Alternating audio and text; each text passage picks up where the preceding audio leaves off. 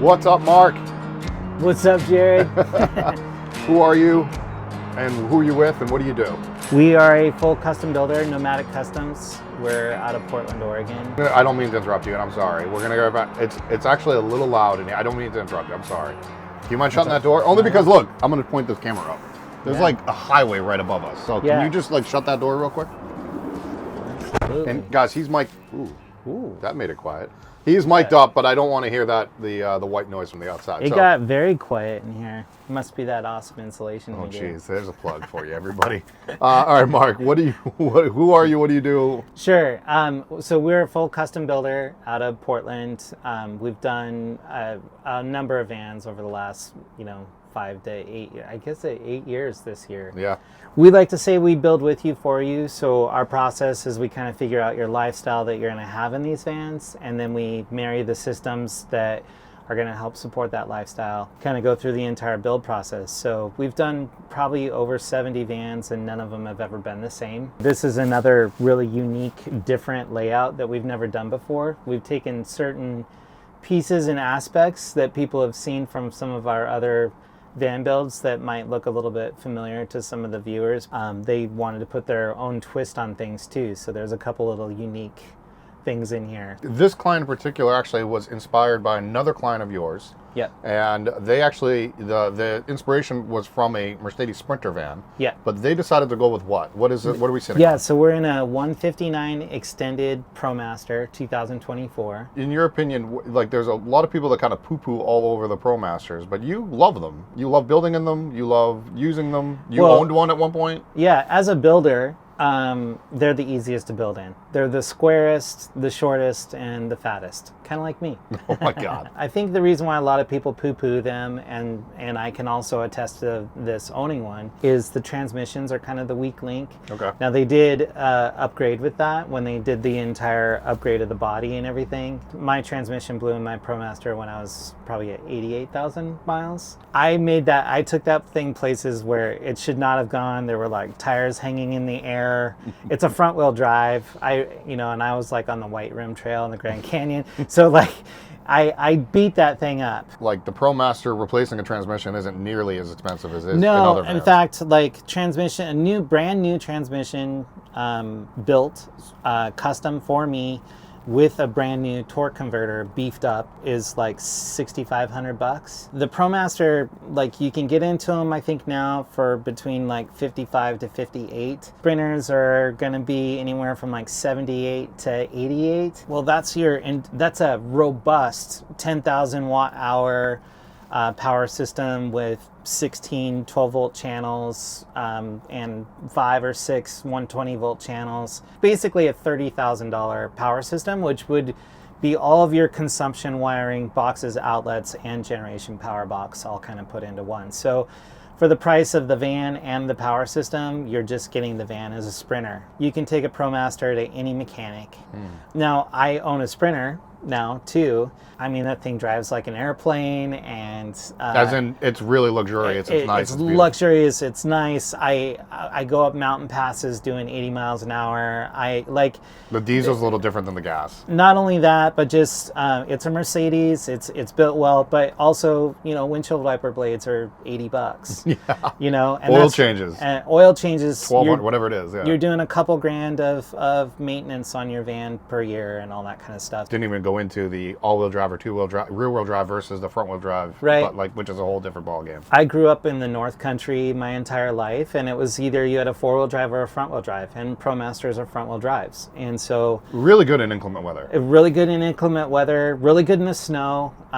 You can put on a suspension kit on this for about $3,000 as opposed to like $6,000. Yep. And a Sprinter or a Transit. Yeah, and you get new struts, new front shocks, new rear shocks, new bump stops. It kind of changes, I think, who's influencing, who's giving the information, all that kind of stuff. Yeah, but as far as like the ProMaster being a solid vehicle, I truly do believe that it's a really tight, good vehicle. Well, I brought it up only because we stood in a similar floor plan of this in one of your other builds, and it was a Sprinter, and I can already tell the width difference. Oh, huge. It's massive. It's weird. I mean, we're looking at probably a 27 to 28 inch aisle as opposed to like a 22 to 24 inch aisle.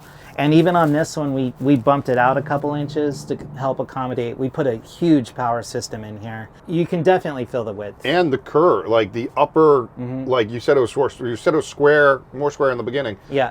You can definitely tell the squareness of a ProMaster versus a Sprinter. You really can. I mean, we'd be kind of looking at a wall that would come into about here in a Sprinter. As a builder, I love them because they're so easy to build in. Sure. But at the same time, you know, I love my Sprinter. I know, I do too. I love Sprinters too, don't get me wrong, and if I bought another one, it would probably be a Sprinter. If you're going around to like social camps or KOA campgrounds, National Forest Service sites, this fan's perfect. Perfect. And there's nothing wrong with that. No, not at all. Nothing wrong but with if you're wanting to go more off piste and get into the backcountry, then you kind of need to look at all-wheel drive options. Well, let's get into this after too much conversation on that. Sure. Let's start in the front and work our way back. So we do an insulated partition. This is a really good heavy denier Cordura fabric. We have about an R6 of insulation in here. When all these panels come down, we're actually about a 40-degree difference between the cab and the cargo space of the van. We've measured that with a heat gun, and it's pretty palpable as far as like heat and cold, just because of all the windows up there. It has 3 panels, and so if you want to rotate both the seats around, you can have all 3 panels up. If you want to just rotate this seat around, you can do that. You can put both these panels down and have a pass-through, or you can have all of them down to have privacy. This is a black van. We had another ProMaster that was in Phoenix, or in Arizona, it was like 117 degrees.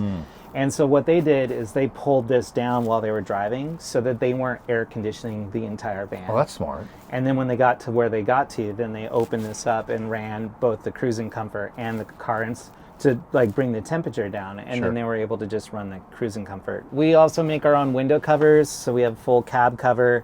We do a little bit different design, and we put a gusset around the edge of this so that you know, so many times they just give you kind of this like magnetic tape. Well, you did something a little different. Before you get to those beautiful upper cabinets, you have a skylight in the front. Yeah. They wanted a lot of natural light in here, and because we did the Murphy and the galley that we didn't have a lot of room to put in windows all around the side. So we have the sliding door glass window, the front quarter panel window here, and then we put a skylight in the front and the back. So no fan? We have a small little fan here. Okay. But we put 820 watts of solar. So we have 2 solar panels up on top, and then the 2 skylights. That's a lot of real estate up top. Okay. So because of that, we had to kind of go more towards a smaller ventilation fan. We'll just touch on power real quick. We've got a 24-volt system in here, but we have 3 200 amp hour batteries. So that basically translates to around 15,000 kilowatts. 15 kilowatts, 15,000 watts. Yeah, we get confused. You understand. But yeah, so 600 amp hours at 12 or at 24 volts. So at 12 volt, it translates to around 1,200 amp hours. 4 to 7 days being completely off grid with trickle powers from solar and the alternator power kind of coming in. You can reasonably stay out for a long time, really, at that point. Your woodwork is always second to none. I think your crew does a fantastic job, and you do a fantastic job. You do this custom table that you love doing, and then just your like, I'm assuming the client loves walnut?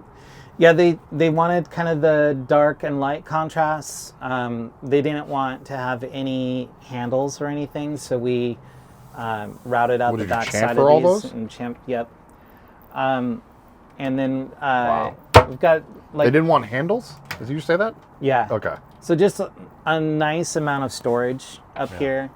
If we move down, you know, we have the lagoon, and that's pretty self-explanatory. I just also want to point this out, by the way, guys. All of his team obviously is going to grain match. As you can see, what grain matching is it literally matches grain. I mean, can't give enough props to my guys. I mean, they're all artisans in their own right.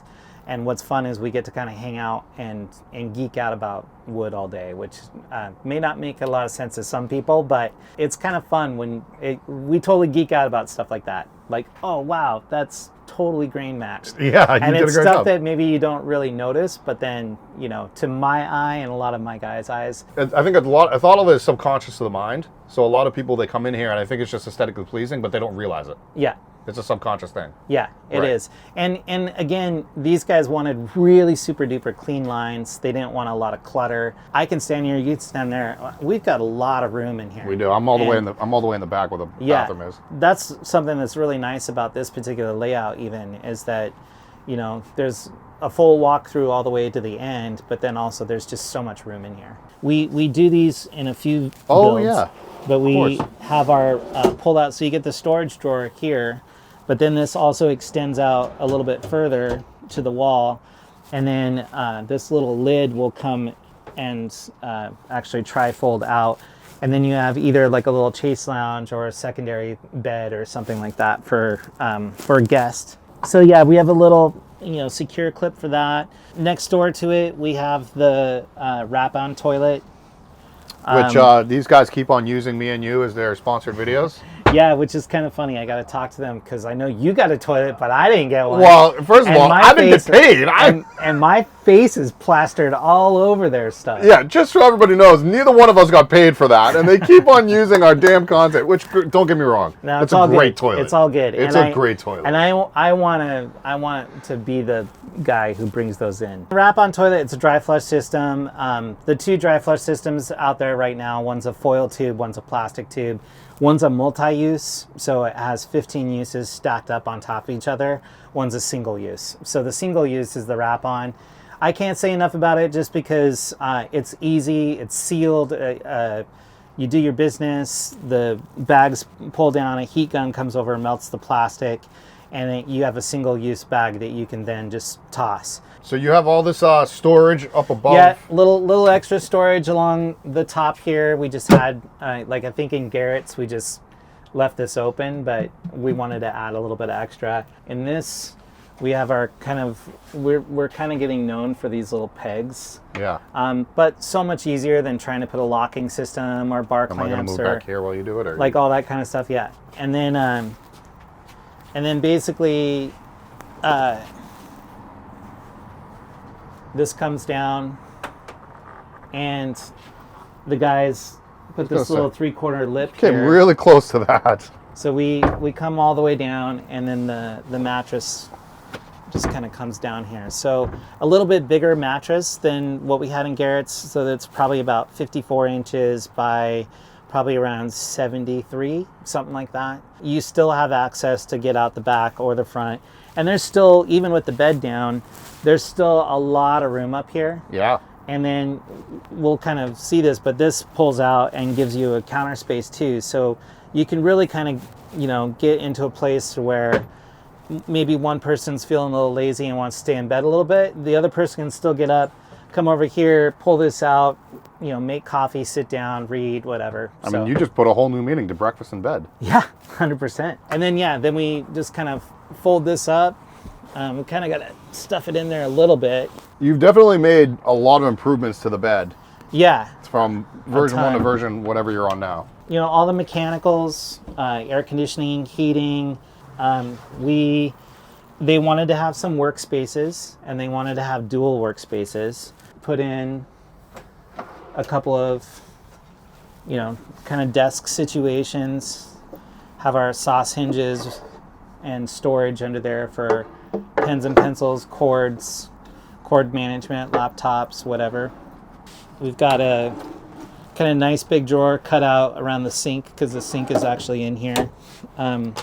Some space down here where you have your water system, garbage recycling, gray water tank, and then these two have your water system, and then your water tank is actually back here, and then we have like a little sight glass so that you can see. You always kind of want to put an analog system and a digital system, so if you're not getting proper readings on your servo screen for how much water is in the tank, you can always just flip the switch on and see. And then we have a little narrow shelf area back here. And then more drawers, and then another desk. So they could both be in here kind of working next to each other. This is where it gets crazy, everybody. This, we still have our, stuff back here where you can put like a monitor or something like that. We have a little corbel that comes out and gives this support while you're parked. I can only just think, like, if I had a monitor there with my keyboard here, that's like a gamer's dream right there. Well, and it's cool because, I mean, this could be a spice rack. This could be knives. You could make it into kind of like a kitchen thing. A chef's kitchen even, yeah. You could put a monitor back there. You can, stick a lot of different things in there. The world is your oyster. And then this one does the same thing. We have the little corbel that comes out there again. And then you see the faucet here. So then we bring this out. And now you have all this workspace, locks into place. You have your sink here, little sprayer, the single-use induction cooktop. So you can see we just increased this workspace so much. So someone could be back here working on the computer or doing whatever, and the other person could be up here cooking, walking way back here. There's just so much space in here with this kind of linear design. And then when you're ready to like finish up and head back to wherever you need to go, then you can just put all this stuff away, and now we're back to, is this a camping van? Is this a work van? Right. What kind of van is this? Kind of appeases some of the HOAs and stuff that people have out there. So you can actually kind of be like, yeah, this is my work van. It's not a camper at all. Right. These are all magnetized, so they hold into place.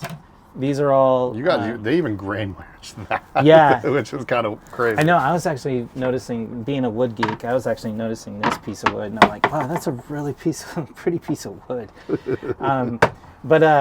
Anyways, but yeah, all soft close, hinges on everything, and some nice good storage. So you kind of look in here, you're sort of like, well, where's all the big storage aside from this chest? Well, they thought about that a little bit, and rather than having like an enclosed bathroom, they wanted kind of like a multiplier gear storage area. Some days they want to bring surfboards, some days they want to bring bicycles, some days they want to just bring totes of camping gear. Rather than having a refrigerator and stuff up here, we actually put a refrigerator and freezer in the back area here. So this is almost kind of like an extension of their galley.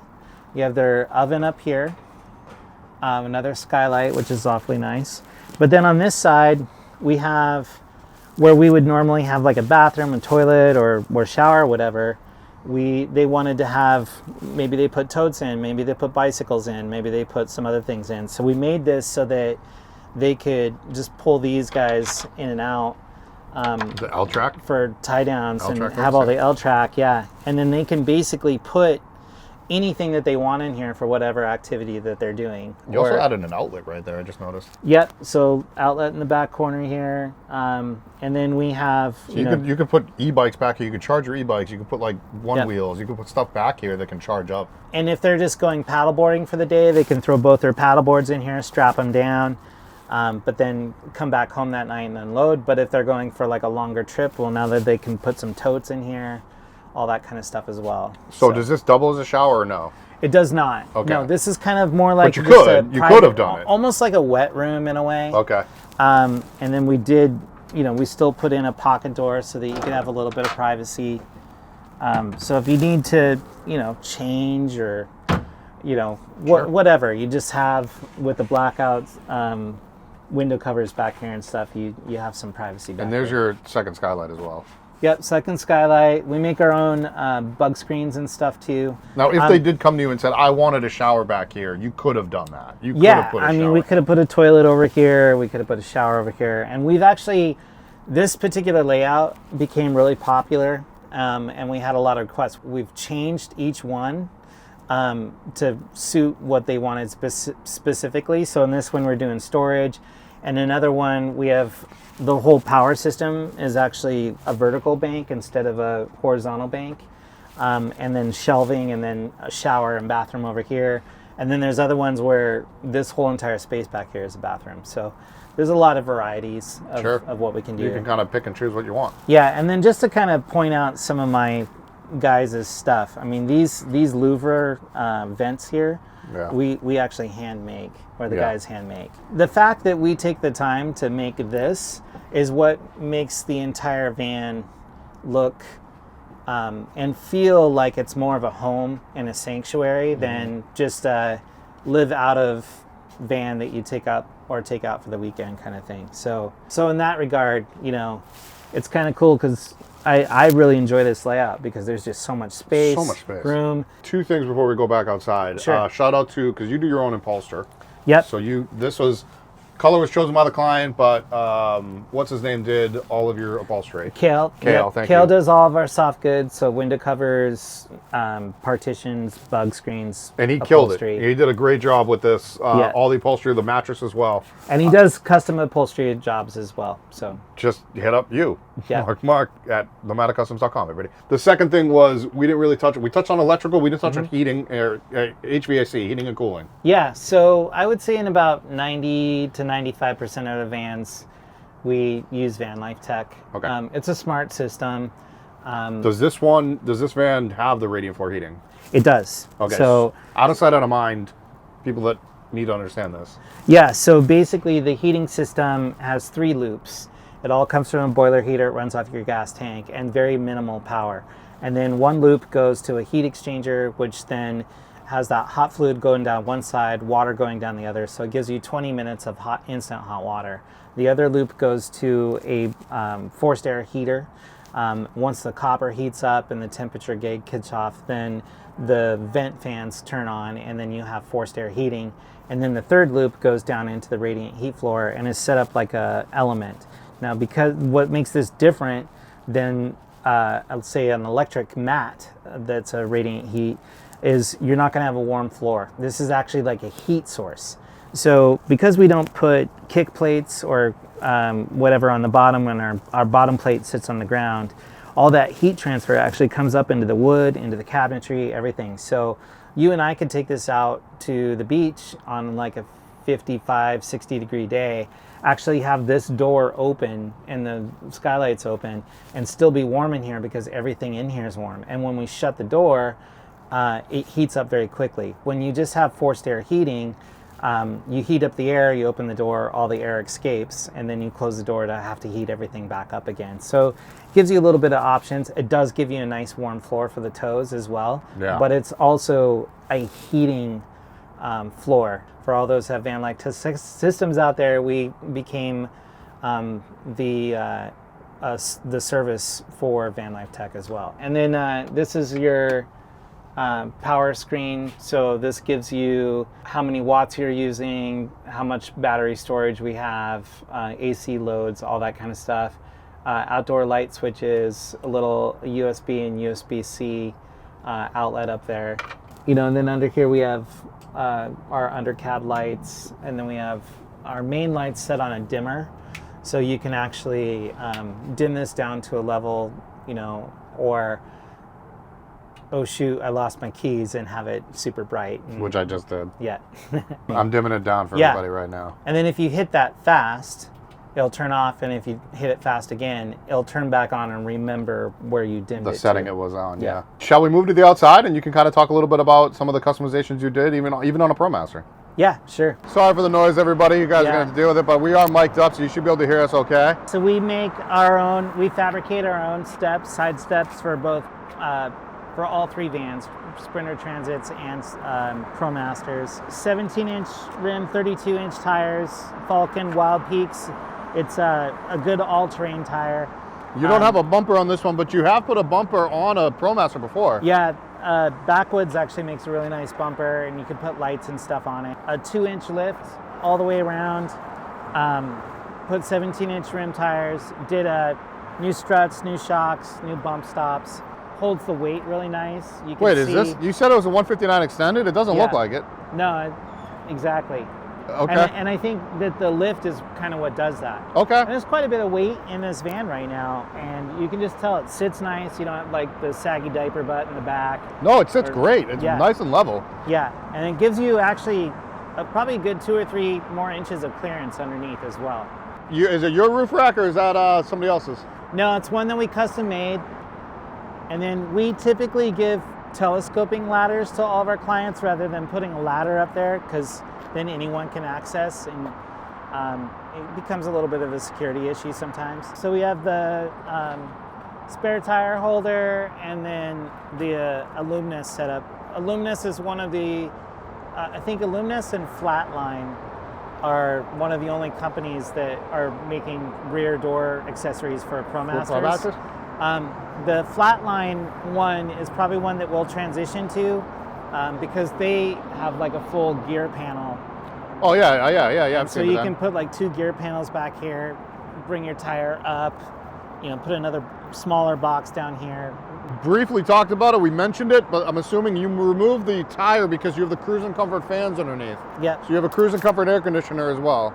Yeah, so climate control, we have 24 volt HD cruise and comfort. Again, kind of same as Van Life Tech. It's a company that we started out with, and we've just stuck with them because they make an exemplary product, and we don't see a lot of them back. A lot of different other air conditioning companies, especially the rooftop ones, even in our service center, we see them a lot. And we'll just end it with, you have another custom step over here as well for, your clients? Yeah, so obviously passenger side, you have sliding door and front door. We lowered the step a couple inches, probably about 3 inches or so, which surprisingly is so nice to have that extra little, like all these steps that are out there on the market are just flat across. They'll have like maybe a little wider one, but it's still flat across. I think that's about it. I think it's about it. Again, where can we find you and how do we get a hold of you? And nomadiccustoms.com. You can also reach out to us on Instagram. I believe it's at Nomadic Customs. We also have a YouTube channel that we've been trying to put content on, and I hired a guy to help me out with that, but he bailed. So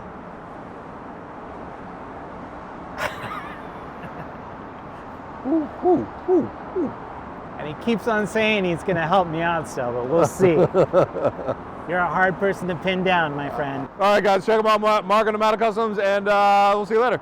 Thanks.